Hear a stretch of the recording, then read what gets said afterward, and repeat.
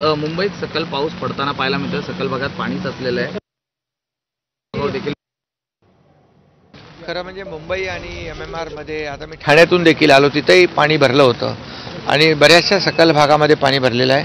आणि काल मी माहिती गगराणींची आयुक्तांशी बोललो, 6 तासामध्ये 200 मिलीमीटर पाऊस पडला आणि 24 तासात 300 मिलीमीटर पाऊस पडला।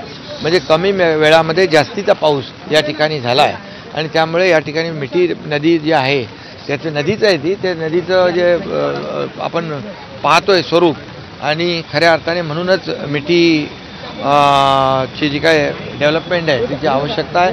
आणि म्हणून एकंदरीत BMCने पूर्णपणे फील्डवर काम करतात, कमिशनर देखील आणि सगळे अधिकारी। काही लोक वॉर रूममध्ये आहेत, कंट्रोल रूममध्ये, आणि काही लोक ह्याच्यावर आहेत। जवळपास 525 पंप जे आहेत मुंबई महापालिकेत सुरू आहेत आणि त्याचबरोबर 10 मिनी पंपिंग स्टेशन आहेत, 6 मेन पंपिंग स्टेशन आहेत आणि हे सगळे जे आहेत हे सगळं कार्यरत आहेत। होल्डिंग पॉइंट आहेत, होल्डिंग पॉइंट बी ओव्हरफ्लो झालेले आहेत आणि त्यामुळे एकंदरीत कमी वेळामध्ये जादा पाऊस पडल्यामुळे या ठिकाणी अशी परिस्थिती निर्माण झालेली आहे। इथलं मिठी रिव्हरचा जो काही मिठी नदीचा धोका ओळखून जवळपास 300 लोकांना आपण शिफ्ट केली आहे। हां, 300 कुटुंबांना आत्ता आपण आत्ता 200 करतो। आता आपण जवळपास किती 300 लोकांना केलं आता म्हणजे या सैनी 300 पेक्षा जास्त लोकांना आता आपण सुरक्षित स्थळी हलवलेलं आहे आणि त्या ठिकाणी आपण जे आता आवश्यक आहे, जिथं धोका आहे त्या लोकांना सुरक्षित स्थळी हलवण्याच्या सूचना दिलेल्या आहेत।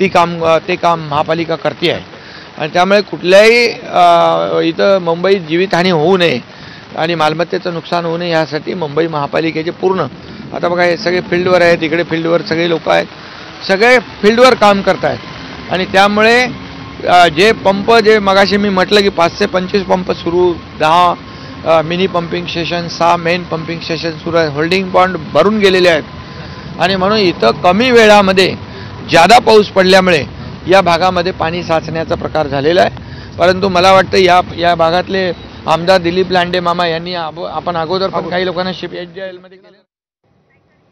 तर या भर पावसामध्ये मिठी नदी सुद्धा उसळलेली आहे आणि त्याच अनुषंगाने आढावा घेतला आमच्या प्रतिनिधींनी, पाहूया।